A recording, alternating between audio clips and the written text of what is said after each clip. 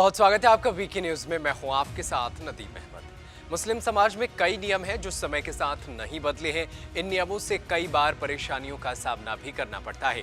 जिस लड़की को जिस उम्र में गुड्डा गुड़िया के साथ खेलना चाहिए, जिस उम्र में पढ़ाई का बस्ता लिए घूमना चाहिए, उस उम्र में लड़कियों के हाथ पीले कर दिए जाते हैं और मासूम बच्चियों पर दूल्हे के बोझ के साथ साथ भरा पूरा परिवार का बोझ आ जाता है। इतनी कम उम्र की लड़कियां ये तय नहीं कर पाती हैं कि उनको आगे जीवन में क्या बनना है, तब तक रूढ़िवादी सोच के कारण उन्हें मां तक बना दिया जाता है। ऐसा बिल्कुल नहीं है कि मुस्लिम समाज प्रगतिशील नहीं है।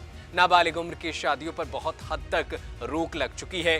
समय के साथ लोग जागरूक भी हो चुके हैं और इन बुराइयों को अब तक पीछे भी छोड़ चुके हैं। लेकिन अब भी कुछ मामले सामने आने से जिस पर अब कोर्ट को सख्त एक्शन लेना पड़ता है।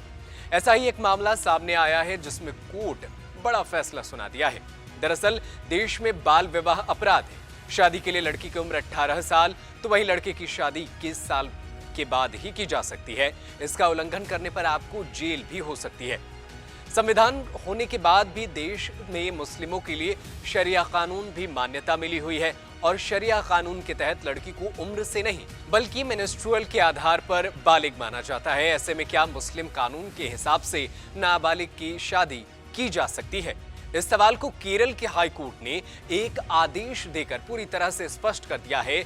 केरल हाई कोर्ट ने स्पष्ट कहा है कि मुस्लिम कानून के तहत नाबालिगों की शादी पॉक्सो एक्ट से बाहर नहीं हो सकती। यदि दूल्हा या दुल्हन नाबालिग है और मुस्लिम कानून के तहत उनकी शादी भले ही वैध क्यों ना हो, लेकिन पॉक्सो एक्ट की उन पर भी लागू होगा और पॉक्सो एक्ट के तहत उनको भी सजा दी जाएगी। जस्टिस बेचू कोरियन थॉमस की एकल पीठ ने कहा कि पॉक्सो एक्ट एक विशेष कानून है। पॉक्सो एक्ट विशेष रूप से बच्चों को यौन अपराधों से सुरक्षा देने के लिए बनाया गया है। एक बच्चे के खिलाफ हर प्रकार के यौन शोषण को अपराध माना जाता है। नाबालिग विवाह को भी इससे बाहर नहीं रखा जा सकता। पॉक्सो एक्ट में किसी को भी बाहर नहीं रखा जा सकता, इसलिए इसे बहाल नहीं किया जा सकता।